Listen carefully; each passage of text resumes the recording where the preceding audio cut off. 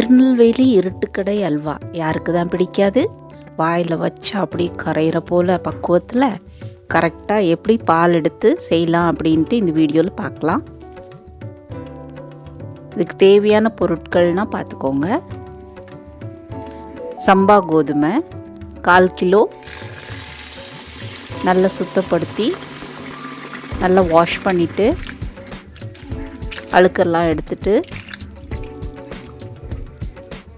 இதை ஒரு 6 மணி நேரம் ஊற விட்டுடலாம்.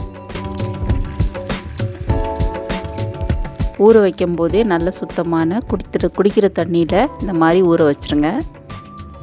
திருநெல்வேலி அல்வாவோட ஸ்பெஷலே அந்த ஊர் தாமிரபரணி ஆற்று தண்ணியில் செய்கிறது தான்.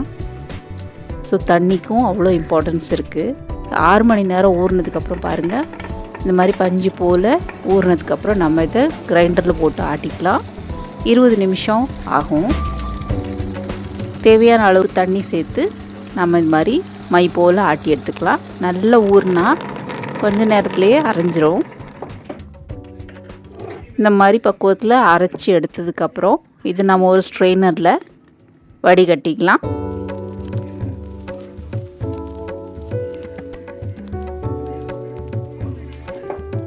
இந்த ப்ராசஸ் கொஞ்சம் டைம் எடுத்தாலும் டேஸ்ட்டு இது போல் டேஸ்ட் வேறு எதுலேயும் வராது. ஸோ நீங்களும் செஞ்சு பாருங்கள்.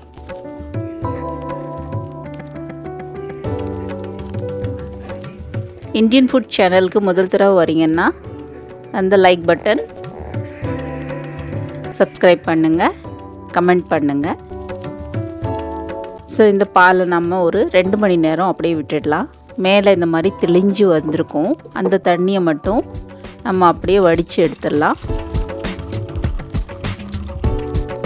கீழே செடிமெண்ட் ஆகிருக்கு பாருங்கள், திக் பால். இதுதான் நமக்கு தேவை. இந்த தண்ணி நமக்கு தேவையில்லை. இந்த பால் இப்போ நீங்கள் அளந்து பார்த்தீங்கன்னா பெரிய கிளாஸில் 1 கிளாஸ் அளவுக்கு பால், திக்கான பால் கிடச்சிருக்கு. இது போலவே 4 பங்கு சுத்தமான தண்ணி சேர்த்துக்கலாம். அந்த கோதுமைலாம் வெந்து வரத்துக்கு இந்த தண்ணி நமக்கு தேவைப்படும். இப்போ இது ஒரு பக்கம் இருக்கட்டும்.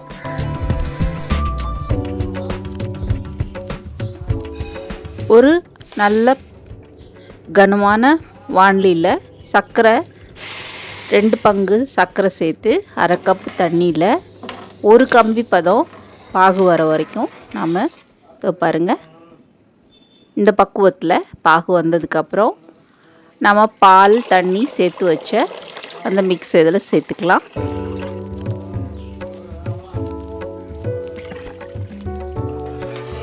இதை இப்போ நம்ம அடிப்பிடிக்காமல் கிண்டிக்கிட்டே இருக்கணும். லோ டு மீடியம் ஃப்ளேமில் கிண்டிகிட்டே வாங்க. ஒரு 20 நிமிஷம் கழித்து 10 சொட்டு சிவப்பு கலர் சேர்த்துக்கலாம். கலர் உங்களுக்கு சேர்க்க விருப்பம் இல்லைன்னா 1-2 ஸ்பூன் சர்க்கரையை நம்ம தனியாக காய்ச்சி இதில் ப்ரௌன் கலரில் வந்ததுக்கப்புறம் சேர்த்துக்கலாம். ஸோ 20 நிமிஷம் கைவிடாமல் கிண்டினதுக்கப்புறம் இந்த பக்குவத்துக்கு இருக்கும்.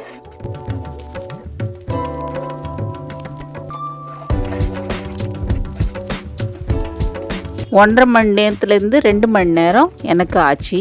ஸோ இதில் எப்போ நமக்கு அடி பிடிக்க ஆரம்பிக்குதோ அந்த ஸ்டேஜில் நம்ம கொஞ்சம் கொஞ்சமாக நெய் சேர்த்து கிண்டிகிட்டே இருக்கணும். பாருங்கள், ஆரம்பத்தில் நம்ம ஆரம்பித்ததுக்கும் இப்போ எந்த பக்குவத்தில் இருக்குதுன்னு. எப்போல்லாம் அடி பிடிக்கிற மாதிரி தோணுதோ அந்த நேரத்தில் நீங்கள் சுத்தமான பசும் நெய் சேர்த்துட்டே வாங்க.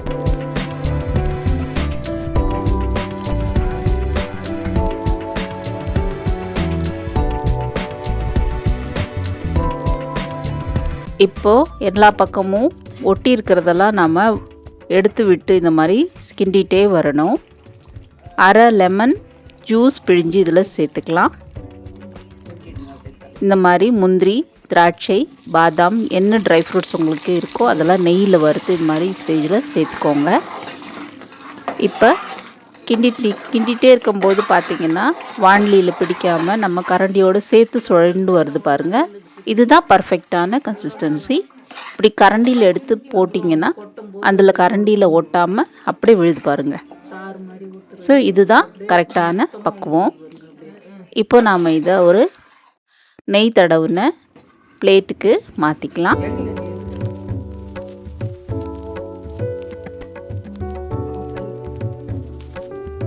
இதை அப்படியே கரண்டியால் நல்லா ஸ்மூத் பண்ணிக்கோங்க. அப்படி பீஸ் போட்டு சாப்பிட பிடிக்கலன்னா இந்த மாதிரி இலையில கூட நீங்கள் சூடாக சர்வ் பண்ணலாம். பாருங்க, சுட சுட ஆவி பறக்க வாழை இலையில திருநெல்வேலி இருட்டுக்கடை அல்வா ரெடியாக இருக்கு. நம்ம தாம்பாளத்தில் கொட்டி வச்சதை அப்படியே பீஸ் போட்டுக்கலாம். உங்களுக்கு என்ன தேவை, என்ன சைஸில் பீஸ் தேவையோ அந்த மாதிரி போட்டுக்கலாம். அடடா, தளன்னு ஜூஸியாக வழுவழுன்னு எவ்வளவு நல்லா இருக்கு பாருங்க. இந்த டேஸ்ட்டுக்கு ஈடு இணையே கிடையாது. அற்புதமாக வந்திருக்கு.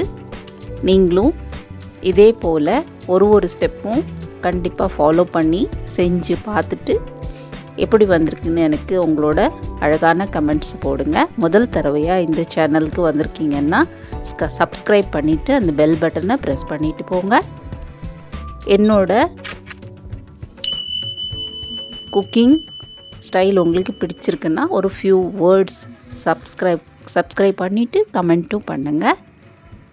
ஸோ எப்படி வந்துச்சுன்ட்டு உங்களோட ஃபீட்பேக்ஸ் எல்லாம் எனக்கு கமெண்ட் பண்ணுங்கள். இதில் எந்த சந்தேகம் இருந்தாலும் எனக்கு நீங்கள் கமெண்ட் பண்ணலாம். எல்லாருக்கும் அல்வா கண்டிப்பாக பிடிக்கும். பாய்.